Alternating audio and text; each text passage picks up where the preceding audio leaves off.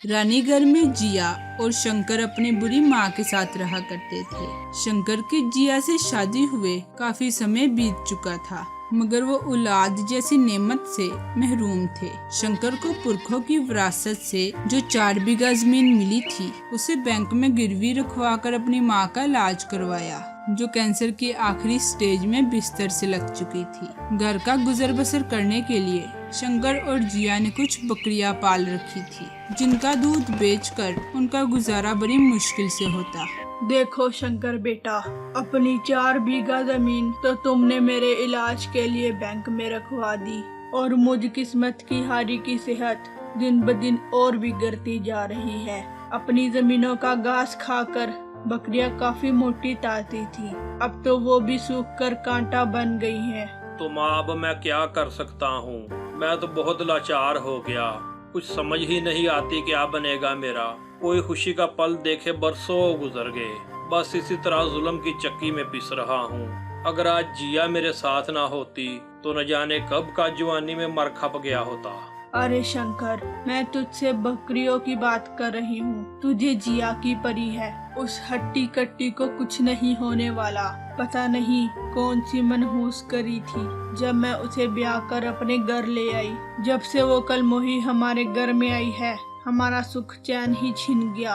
अच्छा माँ, गुस्सा मत करो, तुम्हारी तबीयत और बिगड़ जाएगी। बकरियों के चारे पानी का कोई ना कोई जुगाड़ कर लूंगा मैं। अपनी जमीन ना रही तो फिर क्या हुआ, गांव से थोड़ी दूरी पर तो जंगल है, मैं उधर से ही बकरियों को चरा लाया करूंगा, कोई मुश्किल नहीं। चल ठीक है बेटा, जैसा तुझे अच्छा लगे। इसी तरह बस रोते धोते उनका समय गुजर रहा था। एक दिन शंकर जंगल से बकरियां लेकर अपने घर पहुंचा। अरे ओ जिया, कुछ खाने को है तो दो, बहुत भूख लगी है। देखो शंकर, घर में खाने के लिए कुछ नहीं है। आज सारा दिन माँ जी की देखभाल में ही कट गया, खाना पकाने का तो समय ही नहीं मिला। क्यों, क्या हुआ माँ को? माँ की तबीयत आज सारा दिन बड़ी ही खराब रही है। मैं तो कहती हूँ जल्दी जल्दी जाओ और बाबा तप्परदास को ले आओ, माँ को कुछ जार फूंक कर जाए, हो सकता है इससे इनकी तबीयत कुछ संभल जाए। शंकर भागा भागा तप्परदास के स्थान पर पहुंच गया। बाबा जी, मेरी माँ की तबीयत बहुत खराब है, आप मेरे साथ चलो और मेरी माँ को झाड़ फूंक से अच्छा भला कर दो। और भी तो बहुत से लोगों को तुम्हारे हाथ से फैज मिलता है बाबा जी, मेरी माँ का भी कुछ इलाज करें। मैं थक गया अस्पतालों और डॉक्टरों के चक्कर लगा लगा कर। अरे ओ बच्चा, सबर रख, बाबा तपड़दास सब जानता है, मैं एक फूंक में सब ठीक कर दूंगा बच्चा। चल, मैं चलता हूँ तेरे साथ। इस तरह बाबा तप्परदास अपने चेलों के साथ शंकर के घर आ पहुंचा। अरे ओ जिया, जल्दी से बाबा जी का आशीर्वाद लो, पता नहीं बाबा जी खुद चलकर हमारे घर आए हैं। जिया आगे बढ़कर बाबा से आशीर्वाद लेती है। शुभ शुभ जियो बच्चा, शुभ शुभ जियो। घर में काली शक्तियों ने डेरा डाल रखा है बच्चे, शैतानी ताकतों ने बुढ़िया को सर से लेकर पांव तक जकड़ रखा है। इनसे जान छुड़ाने के लिए कुछ तो दान देना पड़ेगा ना बच्चा। बाबा जी, आप जैसा कहोगे मैं करूँगा, बस मेरी माँ ठीक हो जाए, मुझे और कुछ नहीं चाहिए। देख बच्चा, इसके लिए कुछ बकरियों की बलि चढ़ाई जाएगी और तुम्हारी पत्नी को मेरे आस्थाने पर 3 महीनों के लिए मेरी दासी बनकर रहना पड़ेगा बच्चा, जिससे सब मुश्किलें तेरी दूर हो जाएंगी। बाबा जी, जिया तो हर वक्त माँ की सेवा में लगी रहती है। देख बच्चा, कुछ पाने के लिए कुछ खोना तो पड़ेगा। ठीक है बाबा, आप बकरियां ले जाएं, जिया कुछ समय तक आपके आस्थाने पर पहुंच जाएगी। तप्परदास का चेला उसके कान में बोलता है, अरे बाबा जी, इधर से जो मिलता है वही ठीक है, ये लोग बहुत बड़ी भूख लगते हैं, चलो जल्दी जल्दी दिहाड़ी लगाएं और चलते बने इधर से बाबा जी। इस तरह तप्परदास के चेले शंकर की बकरियों में से 3-4 मोटी मोटी बकरियां निकाल लेते हैं और उसकी माँ रातों रात ठीक हो जाएगी, ये बोलकर वहाँ से 9-2-11 हो गए। शंकर और जिया बहुत खुश थे कि अब उनकी सारी मुश्किलें दूर हो जाएंगी। सुबह उठकर वो क्या देखते हैं, शंकर की माँ की बीमारी के कारण मौत हो चुकी थी, जिसे देखकर शंकर हवास बाख्ता हो गया। मैं छोड़ूंगा नहीं इस तपड़दास को। इस कमबख्त ने मुझे लूट लिया। मेरे पास घर का गुजारा करने को जो चंद बकरियां थी, इनमें से भी आधी धोखे से छीन ली कमबख्त ने और अपने साथ ले गया। बहुत ही बदबख्त है बाबा तपड़दास, मैं नहीं छोड़ूंगा इसको।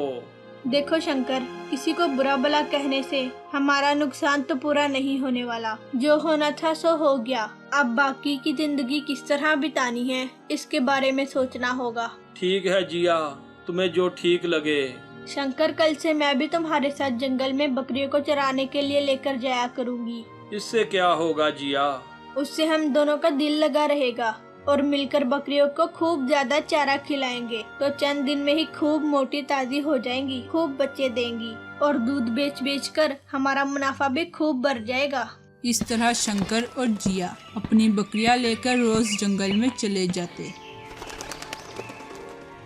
एक दिन दोनों जंगल में एक पेड़ के नीचे बैठे बातें कर रहे थे कि जिया की नजर एक छोटी सी चमकती हुई चीज पर पड़ी। शंकर शंकर, ये देखो मुझे क्या मिला। अरे ओ, दिखाओ तो क्या मिला है जिया। ये तो कोई सोने की छोटी सी डली मालूम होती है। शंकर, जरा गौर से देखो, क्या वाकई ये सोना ही है? हाँ, मुझे अच्छी तरह सोने की पहचान है।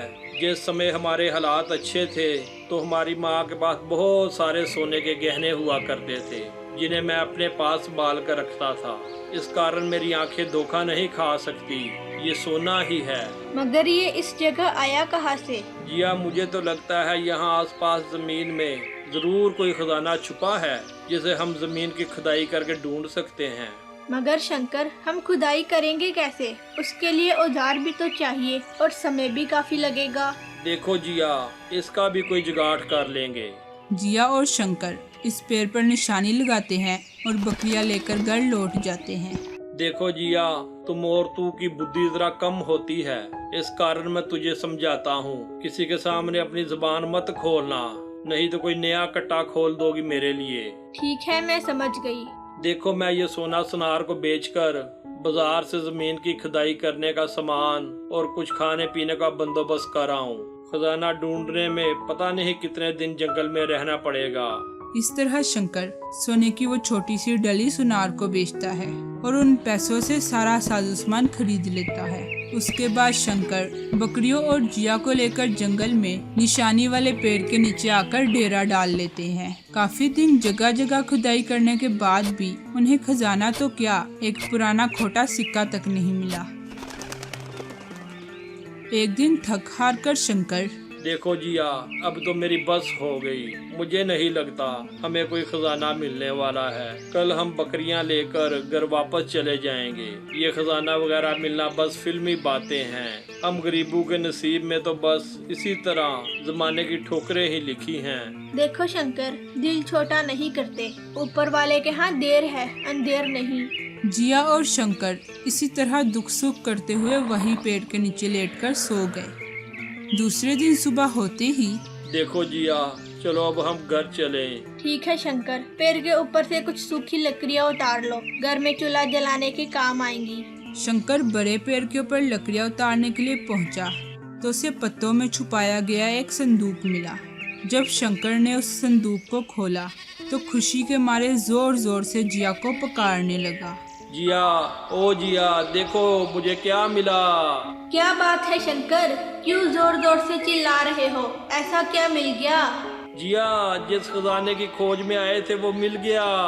शंकर, क्या तुम सच बोल रहे हो? हाँ हाँ, अभी नीचे आकर दिखाता हूँ।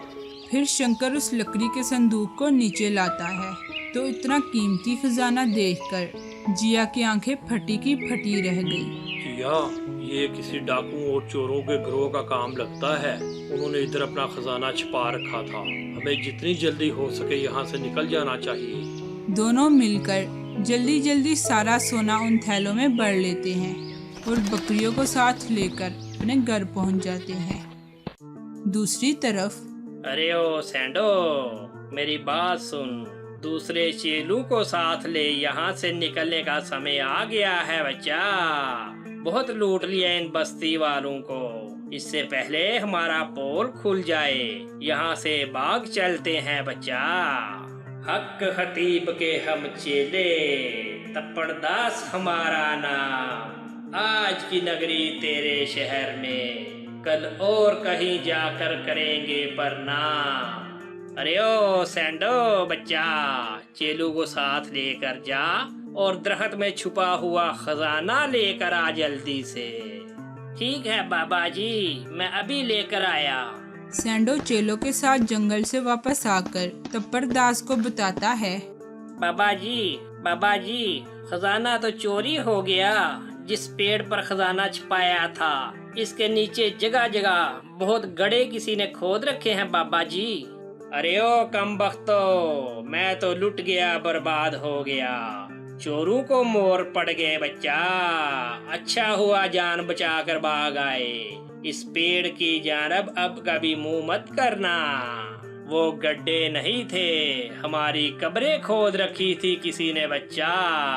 बाबा तप्पड़दास सब जानता है।